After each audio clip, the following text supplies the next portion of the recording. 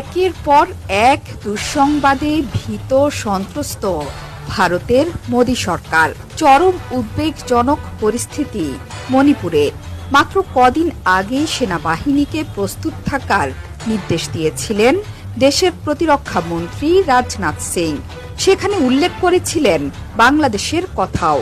কিন্তু তার দুদিন না যেতেই ভারতের জন্য গভীর দুঃসংবাদ। সেই নির্দেশনার নেপথ্যে কি হচ্ছে সেটি প্রকাশ করে দিল ভারতীয় গণমাধ্যম আনন্দবাজার।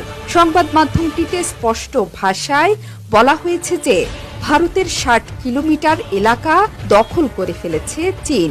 যা ঘটেছে সেভেন সিস্টার্সের অন্তর্গত অরুণাচলে। গণমাধ্যমকে এই তথ্য নিশ্চিত করেছে সেখানকার স্থানীয় বাসিন্দারাই।